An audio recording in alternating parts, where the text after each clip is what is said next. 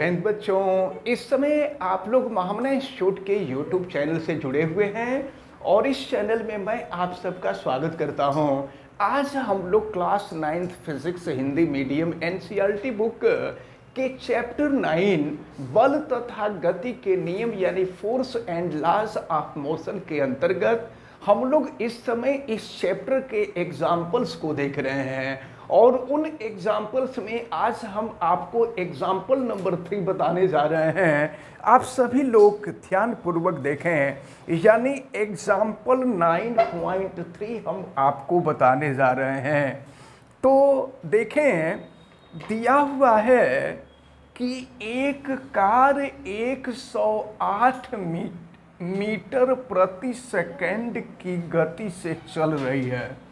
तो कार जिस चाल से चल रही होती है, जिस वेग से चल रही होती है, वो प्रारंभिक वेग होता है और यह प्रारंभिक वेग 108 किलोमीटर पर आवर यानी किलोमीटर प्रति घंटा दिया हुआ है। तो क्वेश्चन जब सॉल्व करना होता है ना, तो किलोमीटर प्रति घंटा को मीटर प्रति सेकंड में बदलना होता है। चलिए मीटर प्रति सेकंड में हम बदलेंगे। तो मीटर प्रति सेकंड में बदलने के लिए यहाँ पर 5/18 से गुणा कर देते हैं।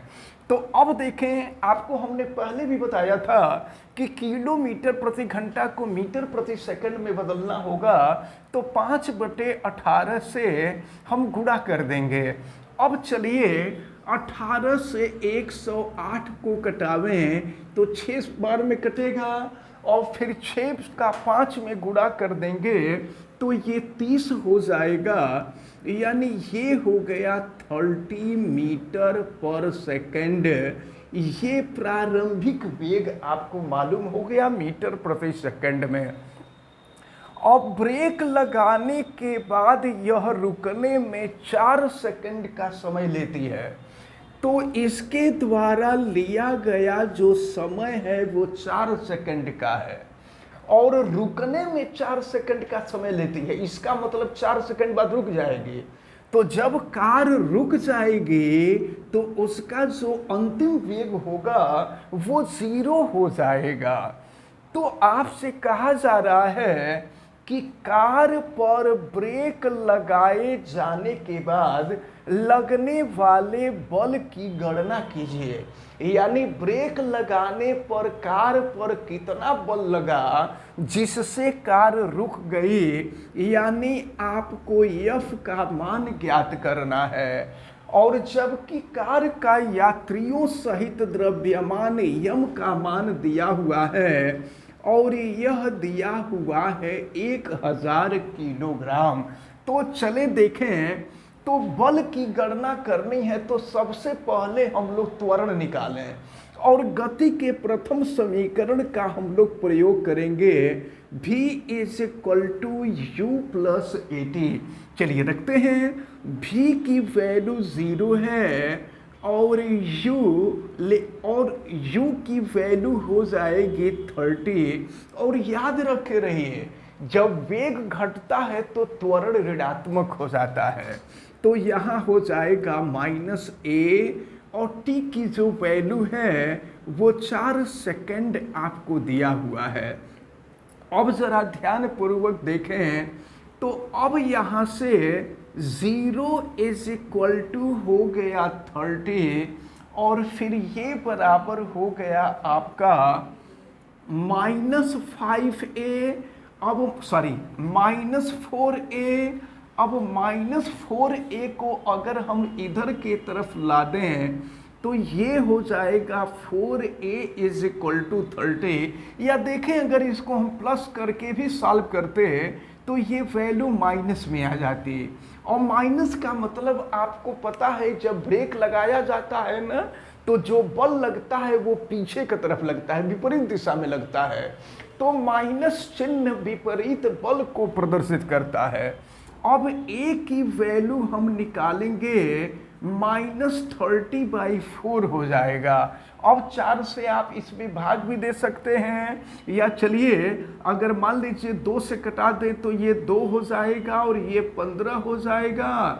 ये हो गया -15/2 मीटर पर सेकेंड स्क्वायर। हम लोग इतना ही रहने देते हैं। अब आप देखें बल पूछा जा रहा है, तो F बराबर न्यूटन के गति विषयक द्वितीय नियम से आपको मालूम है कि F इज इक्वल टू होता है m इंटू ए। अब यहाँ F is equal to m का जो मान है वो दिया हुआ है 1000। अच्छा, हम इसके पहले एक काम कर भी सकते हैं।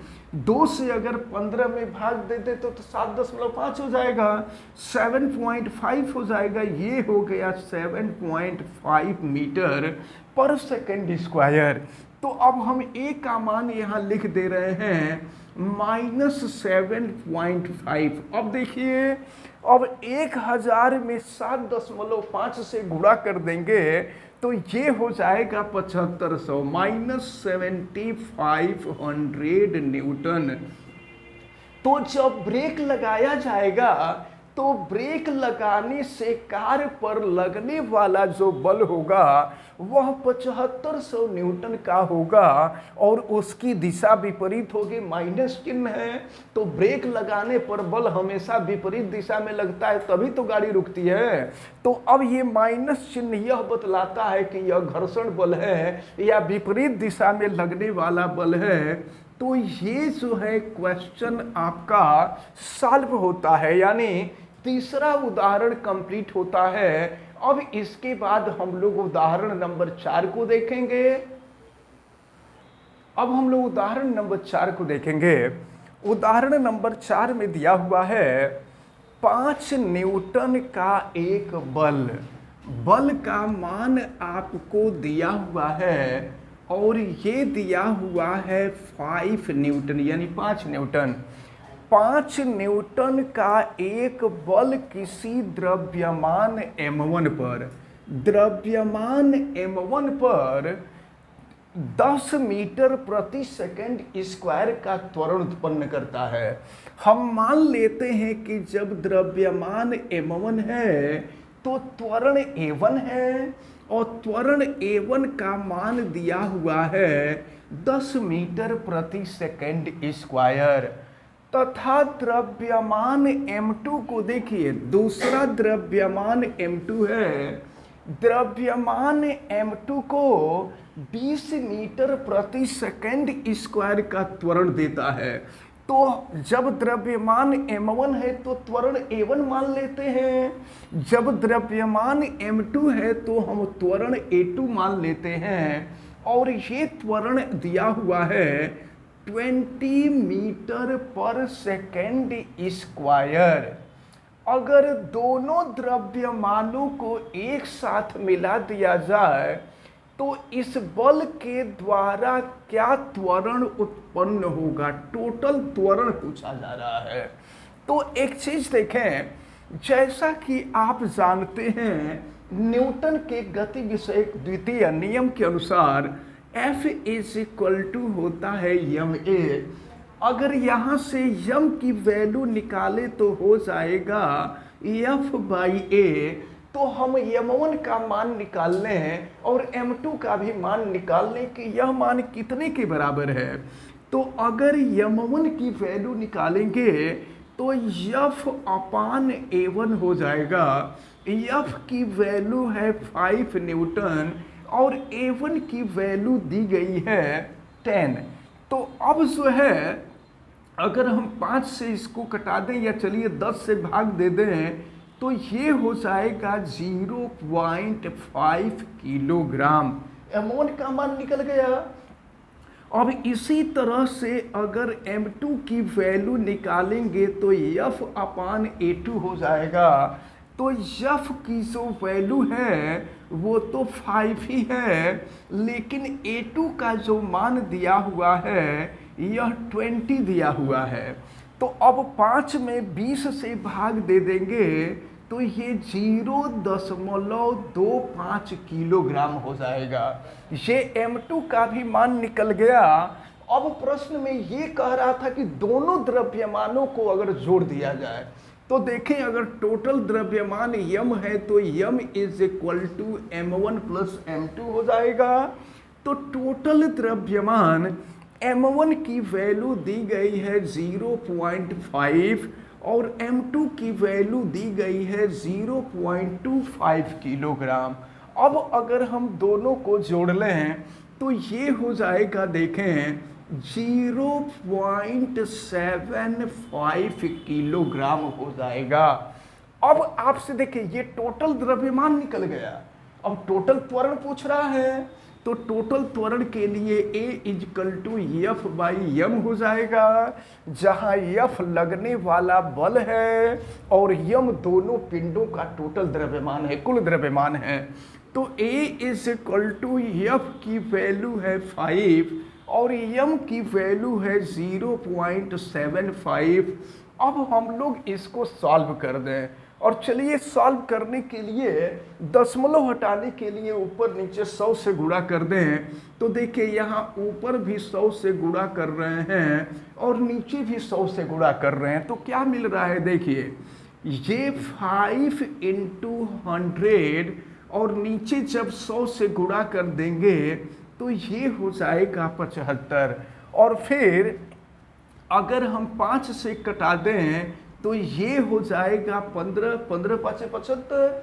और फिर जो है अगर 5 से कटा दें तो ये 5 तिहाई 15 हो जाएगा, ये 20 हो जाएगा। ए की वैल्यू हो जाएगी 20/3। अब 20 को आप 3 से कटा दीजिए तो यह मान जो आता है यह 6.666 ऐसे हो जाएगा। और फिर देखिए इसको हम क्या लिख सकते हैं, आपको पता है कि दशमलव के बाद अगर कोई संख्या 5 से बड़ी होती है तो उसको 1 मानकर उसके पहले वाले में जोड़ देते हैं।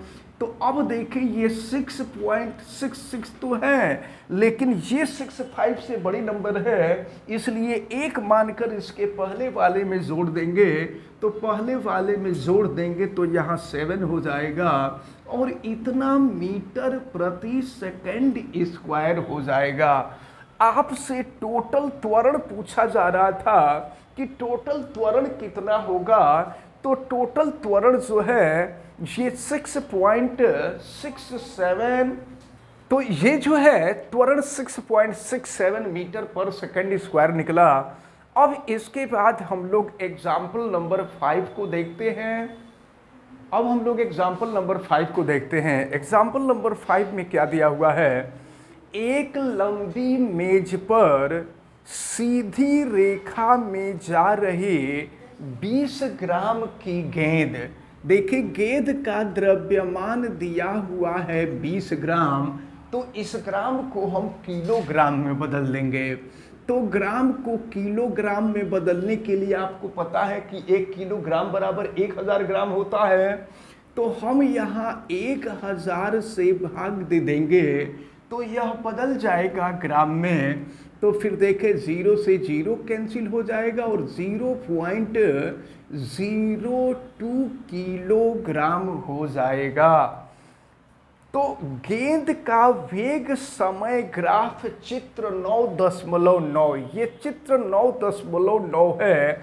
देखें क्षैतिज दिशा में समय को दिखाया गया है और समय का मात्रक सेकंड है, ग्राफ 10 पर मिला है। इसका मतलब कि समय का जो मान है वह 10 सेकंड है। टी का मान दिया हुआ है 10 सेकंड। और फिर आप ये भी देखें कि दिया हुआ है गेंद को विरामावस्था में लाने के लिए मेज द्वारा कितना बल लगेगा। तो देखिए यह प्रारंभ का वेग है और यहाँ अंत का वेग है।